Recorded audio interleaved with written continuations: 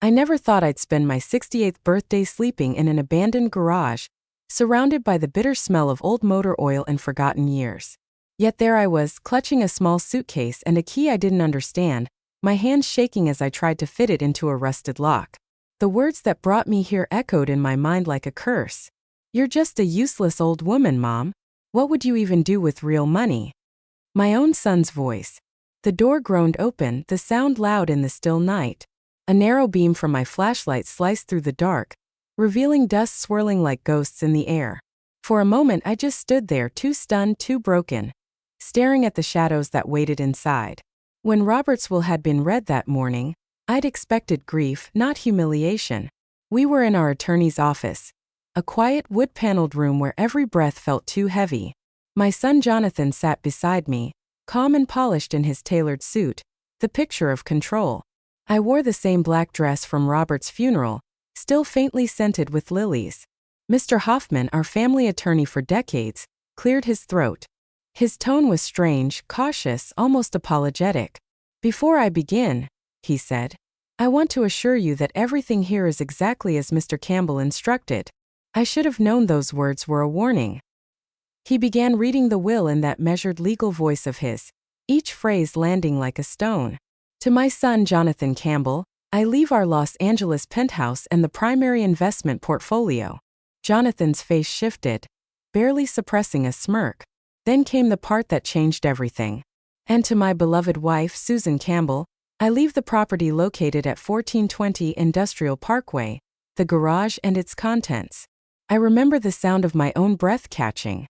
The garage? That's what I was worth after 42 years of marriage? Jonathan's hand gripped my shoulder, too tight to be comforting. "Don't worry, Mom," he whispered. "I'll make sure you're taken care of." But the way he said it, it wasn't kindness. It was victory. That evening he drove me home, though it didn't feel like mine anymore. The penthouse was filled with memories of Robert. His books, his voice, his scent still lingering on the air. Jonathan set my suitcase down by the door. "I think it's best if you find somewhere else to stay for a while." I stared at him, uncomprehending. "What do you mean? This is my home." He didn't even look at me when he said, "It's my home now, Mom." The will was clear. My voice cracked. "At least give me time to find somewhere. I have people coming tomorrow," he interrupted. "Designers. I'm turning Dad's office into mine. You should stay with Aunt Helen." Or, he gave a mocking chuckle, "You could always move into that garage Dad left you." That was the moment something inside me broke. He was still talking when I walked out, suitcase in one hand, car keys in the other. Not even sure where I was going. I drove aimlessly through the city until streetlights gave way to warehouses and broken signs. And that's when I saw it. 1420 Industrial Parkway, barely legible on a rusted gate. So here I was in the dark, stepping into a place that smelled like time itself had stopped. But when my flashlight passed over the interior, I froze. This wasn't just a garage filled with junk. Under the thin layer of dust, the place gleamed with impossible order. 3 large shapes stood beneath fitted covers, each one perfectly aligned, the floor beneath them spotless. My heart pounded as I pulled the nearest cover away. A silver grille caught the light. I gasped. It was an Aston Martin, an older model, immaculate, like it had just rolled out of a dream. I moved closer, my hand trembling as it brushed over the shining metal. A 1960s design. Robert's favorite era. He'd never told me about this. I went to the next one, deep blue beneath its cover, and revealed a 1950s Mercedes with those gull-wing doors you only see in car museums. The third car, crimson and sleek, bore the Ferrari badge. All 3 were works of art. Priceless, timeless, and somehow mine. That's when I noticed the envelope taped beside a light switch, my name written in Robert's familiar handwriting. Susan, the sight of his handwriting nearly undid me. I tore it open with trembling fingers. Inside was a letter several pages long, in Robert's neat, deliberate script. "My dearest Susan, if you're reading this, it means I'm gone, and you've found what I left you. First, forgive me for the shock. I had my reasons for keeping this from you. When I learned of my diagnosis 6 years ago, I knew my time was limited. But I also knew you'd need protection, not just financially, but from the people who might misuse what I left behind. Jonathan." I stopped reading there for a moment, my eyes burning. Robert had been sick longer than he'd admitted. He'd always told me not to worry, that his heart condition was under control. I thought he meant it. I've watched our son change, Susan. Ambition has hardened him into someone I barely recognize. I feared what would happen if he gained control of everything. You might lose your independence, perhaps even your home. So I divided things the way I did, not to punish him, but to protect you. The cars you see here are worth far more than he realizes, around $12 million at last valuation. There's documentation for each vehicle and contact information for a trusted advisor who will help you manage them. In the safe behind our photo from Venice, combination is our anniversary. You'll find deeds to several properties and investment records. They're all in your name now. You won't have to depend on anyone ever again. And my love, I hope you'll forgive the secrecy. It was the only way to keep you safe, even from our own son. All my love now and always, Robert. My tears fell freely now. Robert had planned everything, even my heartbreak. I turned toward the wall where the Venice photo hung, half afraid it wouldn't be there. But it was Robert and me laughing on a bridge 35 years ago. I entered our anniversary date on the small keypad hidden behind it. A soft click. Inside the safe was a thick leather folder, and a few USB drives labeled with neat precision. My eyes widened as I skimmed the top document. Estate portfolio, Susan Campbell. There were pages of property lists, apartment buildings, stocks, even a vineyard. I wasn't just inheriting a garage. I was inheriting an empire Robert had quietly built in secret. I sank onto the leather bench, still clutching his letter. The man I'd loved for 42 years had prepared all this, hiding his plan so carefully that even Jonathan, so sure of his control, had no clue. The irony was almost poetic. While my son had thrown me out, calling me useless, Robert had been building a fortress around me. I spent the rest of the night sitting in that garage, surrounded by treasures I hadn't known existed. Exhausted, I wandered into a small office at the back and found a leather sofa. A folded blanket lay neatly across it. On a side table sat bottled water and granola bars, small practical details Robert would never have overlooked. Even in death, he'd thought of everything. When I finally fell asleep, I dreamed of the past, of Robert's laughter, of Jonathan as a boy sitting on his father's shoulders, memories that now felt as fragile as glass. By morning, sunlight filtered through the grimy windows, cutting through the gloom and illuminating the gleaming cars. That was when I saw the true scale of Robert's design. The climate control vents, the modern lighting, the spotless floor. The building only looked abandoned. Inside, it was a fortress disguised as ruin.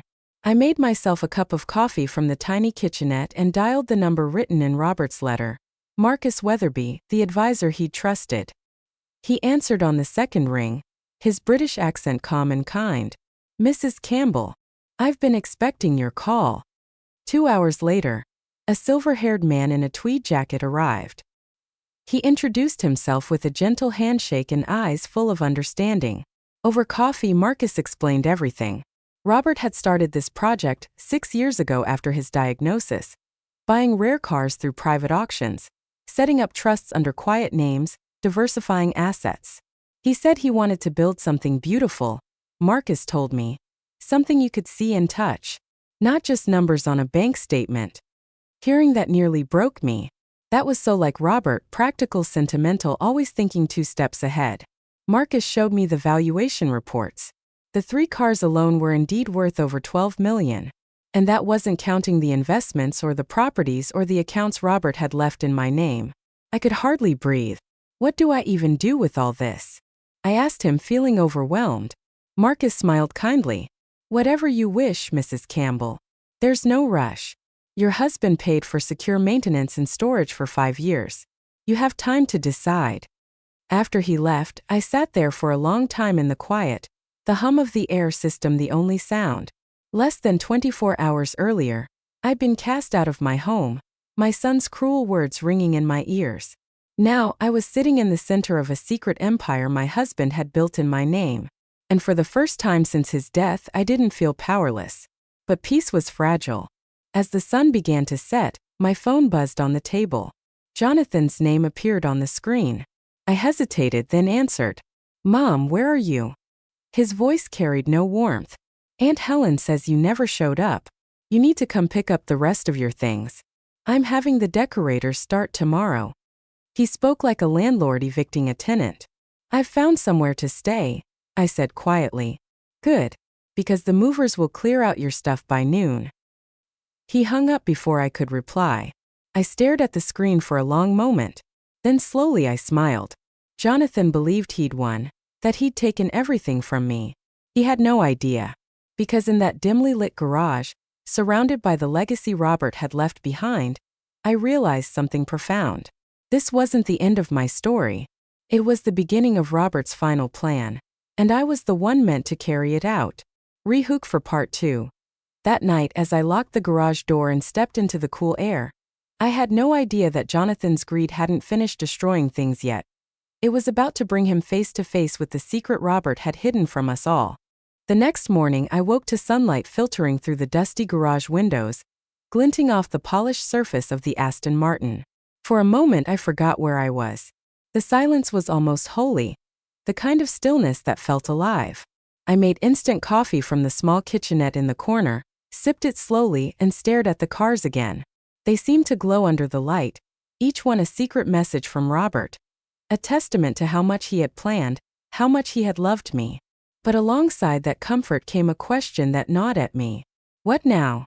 I couldn't stay here forever, hiding among machines and memories. I took out Robert's letter again, reading the final page more carefully. His words mentioned Marcus Weatherby, the advisor who would help me manage everything, but there was more. A mention of investment properties and accounts that transferred automatically to my name. Still didn't feel real.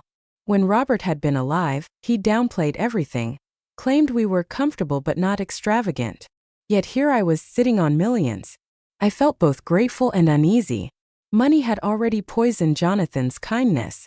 What would it do to me? By midday, I was sitting with Marcus again, this time at a quiet cafe near downtown. He'd brought more documents, portfolios, valuation sheets, insurance binders. I tried to absorb it all, but it felt like reading another language. Robert structured everything under the Campbell Trust, Marcus explained.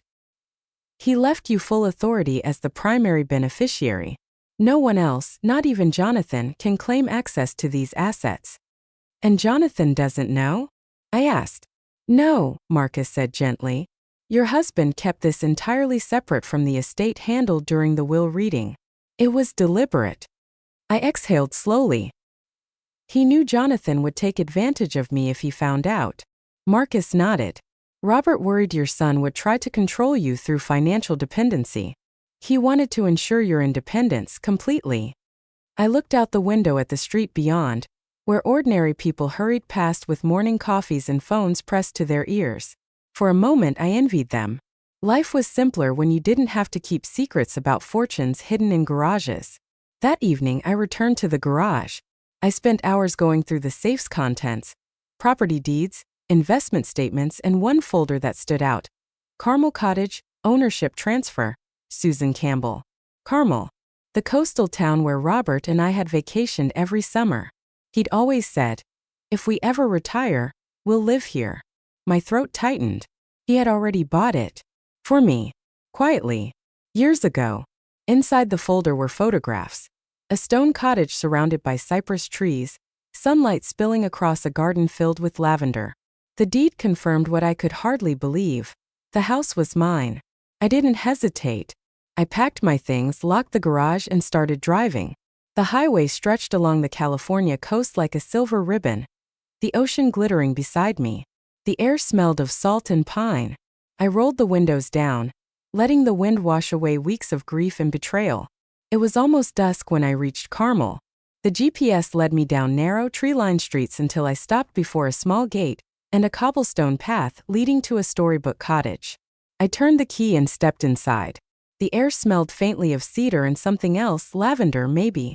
The living room looked exactly like a dream I'd once described to Robert. Bookshelves built into the walls, a stone fireplace, soft blue curtains, and a reading chair by the window. He'd remembered everything. There was even a small study off to the side, where a framed painting of Venice hung above a writing desk, a replica of the one we'd lost years ago. I pressed my hand to my mouth, overwhelmed. He hadn't just given me a house. He'd built me a sanctuary. I spent the next day exploring every detail. The kitchen cupboards were stocked with basic groceries, the closets filled with clothes in my size, the refrigerator neatly organized. There was even a vase of dried roses on the dining table. Robert's way of leaving a message without words. By afternoon, I was sitting in the garden with a cup of tea when a knock at the door startled me. An elderly woman stood outside, smiling warmly, holding a covered dish. "Hello," she said. "You must be Susan. I'm Margaret Winters from 2 doors down. Robert told me to keep an eye out for you." I blinked in disbelief. "You knew my husband?" She nodded. "He came by a few times these past years. Said he was preparing the cottage for his wife. He was very particular about everything, wanted it to be perfect." My chest ached. "That sounds like him." Margaret handed me the dish. "Casserole. I thought you might not feel like cooking tonight." The simple kindness nearly undid me. Over tea, she told me how Robert had visited the town several times while arranging the renovations. He'd shown her photos of me, asked about local doctors, shops, even the weather patterns. "He said you might need a friend when you got here," she said gently. "Someone who understands what it's like to start over." I smiled through tears. He was always thinking ahead. That night I found another letter, tucked inside the study desk, dated just 3 months before Robert's passing. "My dearest Susan, if you found this note, then you're where I hoped you would be. In a place meant to bring you peace. Life may look different now, but that doesn't mean it's over. You've spent a lifetime taking care of others. Now it's your turn to take care of yourself. Do what makes you happy. Live freely. You don't owe anyone anything. Not even Jonathan. Especially not him until he earns your trust back. With all my love, Robert." I sat there for a long time, the letter trembling in my hands. For the first time since his death, I didn't feel grief. I felt gratitude, and something else I hadn't felt in months. Purpose. 2 days later, the phone rang. "Jonathan." I almost didn't answer, but curiosity got the better of me. "Mom, where are you?" His voice was sharp, impatient. "Aunt Helen says she hasn't heard from you. Are you staying with someone?" "I'm fine, Jonathan," I said evenly. "I found somewhere peaceful." Peaceful. He laughed bitterly. "You can't just disappear. We still need to go through Dad's personal effects. There are things you don't understand about his finances." I froze. "What do you mean?" "I've been reviewing some of his papers. There are notes about additional assets, accounts, properties that weren't in the will. I think there's more money out there, Mom. Maybe millions. If you know anything." "I don't," I interrupted. "Your father handled most of that. You know that." "Maybe," he said, suspicious. "But if I find out you're hiding something, I'll—" He stopped himself, then softened his tone. "Look, I just want to make sure everything's fair." Fair. The word tasted bitter. "Goodbye, Jonathan," I said quietly and hung up. That call left me shaken. I knew that tone in his voice, the mix of greed and curiosity. He was getting close. I couldn't hide forever. But I also couldn't let him find Robert's legacy until I was ready. I needed advice, not just financial but strategic. The next morning, I drove into Monterey to meet with Patricia Winters, a lawyer Marcus had recommended. She was sharp, confident, and kind, exactly the type of woman Robert would have trusted. After reviewing the documents I brought, she looked up at me with raised brows. "Mrs. Campbell, your husband was meticulous. Everything is airtight. But you do need to decide how transparent you want to be with your son. Once he senses there's more to the story, he'll start digging." "He already has," I admitted. Patricia leaned forward. "Then let him dig. He'll find nothing without your consent. You're fully protected. The question is, do you want him to know?" I hesitated. Part of me wants to let him think I'm broke. Maybe he'll see what really matters. Patricia gave a small, knowing smile. Sometimes the best lessons come wrapped in silence. That evening, I sat in the garden watching the ocean fade into gold and thought about her words. Jonathan had grown into a man who valued status over soul, possessions over people. But I still saw flashes of the boy who once built sandcastles with his father, who used to whisper, "I'll take care of you, Mom." Somewhere that boy still existed. Maybe Robert's strange inheritance wasn't just a safeguard. Maybe it was a test for both of us. A week later, as the sun dipped behind the cypress trees, I was trimming the roses when I noticed an unfamiliar car parked near my gate. A dark SUV, sleek and new. My stomach tightened. Then I saw the license plate. Personalized. J. Campbell. Jonathan. He stepped out, immaculate as ever, though the confidence in his stride had a hint of tension. "So," he said, crossing his arms, "this is where you've been hiding." "Hello, Jonathan," I replied calmly. "You found me." "Wasn't easy," he said with a sharp smile. "Property records eventually led me here." "Care to explain how you own a cottage in one of California's most expensive towns?" My heartbeat thundered in my ears.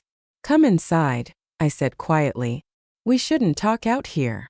Inside, he scanned the living room, eyes darting over every detail, the antiques, the paintings, the warmth. "Nice place," he said flatly. "Dad really left you this?" "He wanted me to have a home," I said. "And the garage?" His voice hardened. "What's in there, Mom?" My stomach dropped. "You went there." He smirked. "Of course I did. Door was locked, but I saw through the window. Vintage cars, right? You know how much those are worth?" I stayed silent. "You lied to me," he accused. "You knew. You've been sitting on millions while I'm left with a crumbling penthouse and worthless investments." I met his glare. "Your father's decisions weren't meant to punish you." "Then what were they?" he demanded. "Because from where I'm standing, they look like betrayal." His voice trembled with anger, yes, but also something else. Hurt. I took a deep breath. "There's more to it than you think, Jonathan. Your father wanted to protect us both. But before you judge him, you should read what he left behind." "What do you mean?" "A letter," I said, rising to retrieve it. "It's time you saw the truth." Rehook for part 3. As I placed Robert's letter into Jonathan's hands, I had no idea that the words written within would not only shatter his certainty, but ignite a confrontation that would change everything between us. I placed Robert's letter on the kitchen table between us. Jonathan's eyes followed it like it was a ticking bomb. "This," I said quietly, "is the explanation you've been demanding." He didn't reach for it immediately. He stared at me instead, suspicion and impatience flickering across his face. "You've had this the whole time?" "It was meant for me," I said evenly, "and I wasn't ready to share it until now." "Until now," he repeated bitterly. "When I've lost everything and you're sitting in a hidden cottage with a fortune in cars." He snatched the letter before I could respond. His hands trembled as he unfolded it. I stood by the counter watching the man my son had become. A man who could bury his grief beneath greed, who'd forgotten that love was worth more than money. His eyes moved quickly across the page, then slower. Then they stopped. The silence stretched. When he finally looked up, the anger in his face had changed, still there but mixed with disbelief. "So that's it," he said hoarsely. "Dad thought I was some kind of monster. Too selfish to be trusted. Too arrogant to handle his money." "He was worried," I said carefully, "about how you might use your inheritance. He didn't want you to use it as a weapon against me." "A weapon?" Jonathan's voice rose. "I'm his son. Everything he built, I helped protect. I managed his accounts, I ran his investments. And you've made sure everyone knows that," I said softly. "But he saw how you spoke to me. How you dismissed me. He saw the control in your tone long before I admitted it to myself." Jonathan laughed bitterly, waving the letter in the air. "So what? This was all some twisted morality test? He gives me the penthouse and gives you the real fortune, just to see if I'll turn into the villain he already decided I was?" "Jonathan." "No," he snapped. "You don't get to Jonathan me like I'm a child. He manipulated both of us. He made me believe I was responsible, and you, the helpless widow, the victim, end up with everything." I didn't respond. I just let him speak, because nothing I said would reach him until the storm burned itself out. He paced the small kitchen like a caged animal. The late afternoon light poured in through the window, turning the gold in his hair almost copper, so much like Robert's, and yet so unlike his father in every other way. "You think this is fair?" he demanded finally. That I'm supposed to accept being cut out like some spoiled child being punished? I think, I said slowly, that your father saw something coming. He wanted to protect both of us from what your ambition might become. You make it sound like ambition is a disease. It's not, I said quietly. But greed is. That stopped him for a heartbeat. Then he gave a humorless smile. You've changed, Mom. You sound like him now, the lectures, the lessons. I guess money really does transform people.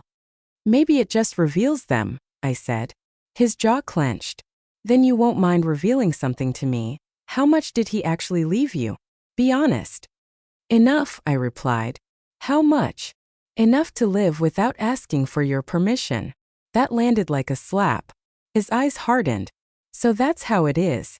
You plan to keep it all, the cars, the properties, the accounts, while I struggle to pay the taxes on the penthouse. Your father didn't intend for either of us to struggle, I said, voice steady. But he wanted to see who we really were when we thought we'd lost. Jonathan scoffed. Well, congratulations. You win his little morality game. Jonathan, this isn't about winning. Isn't it? He shot back. Because from where I stand, you've got the prize and I've got a pile of bills. He slammed his hands on the table, making the letter jump. You always took his side. Even now, even dead, he gets to control everything. He's not controlling anything, I said, rising to meet his gaze. He trusted me. What? You heard me. Leave. We'll talk when you can speak to me with respect. Unbelievable, he muttered, snatching his keys. You think you can banish me like a child? This isn't over, Mom. Not even close. He stormed out, the sound of the door slamming echoing through the cottage like a thunderclap. For a long time I just stood there, staring at the letter on the table, the paper now wrinkled from Jonathan's grip, the ink slightly smudged from my tears. Robert had predicted this. He'd known Jonathan would lash out, that he'd see betrayal instead of protection. Still, the pain of it cut deeper than I'd expected. It's one thing to lose your husband. It's another to lose your son, not to death but to pride. I walked outside into the fading light. The sea wind carried the faint sound of waves, steady and eternal. I sank into the garden bench, closed my eyes and whispered to the evening air. You were right, Robert. But God, I wish you hadn't been. The following morning I met again with Patricia, the attorney. I told her everything. She listened quietly, her expression unreadable. You handled it well, she said finally. But he'll be back. Probably with lawyers. Can he contest it? I asked. He can try. But he won't win. Robert's planning was impeccable. What he might do instead is pressure you emotionally. Guilt, persuasion, maybe even public embarrassment. I sighed. He already started. Patricia folded her hands. Then you'll need to decide what kind of relationship you want with him. Some people only learn through distance. Distance. The word felt heavy. If Robert were here, I said softly, he'd say I should give Jonathan space to face himself. Patricia nodded. Then that's what you do. Let him make his choices. The truth always comes to the surface. Weeks passed. The quiet life in Carmel began to heal me in small ways. I started walking every morning along the beach, collecting shells and sea glass. Margaret and I shared dinners a few times a week, and I found myself laughing again, real laughter, the kind that didn't ache. For the first time in years, I was living without fear. I'd thought about calling Jonathan more than once, but each time I imagined the tension, the accusation in his voice, I stopped myself.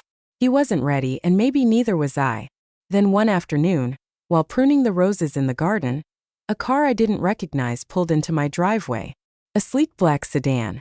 A woman stepped out, tall and professional, holding a leather portfolio. Mrs. Campbell, she asked. I'm Diane Reeves. I work for your son, Jonathan. My stomach dropped. What's this about? She looked uncomfortable. Jonathan asked me to come because he thought you might not take his call. He's right about that, I said dryly. Go on.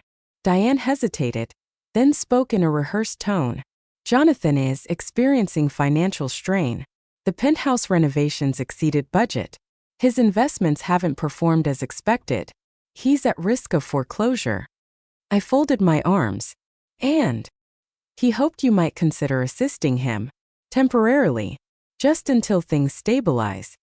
I studied her face. She looked genuinely sympathetic, perhaps even embarrassed. Tell Jonathan, I said finally, that I'll think about it. She blinked. Mrs. Campbell, the situation is urgent. He could lose everything.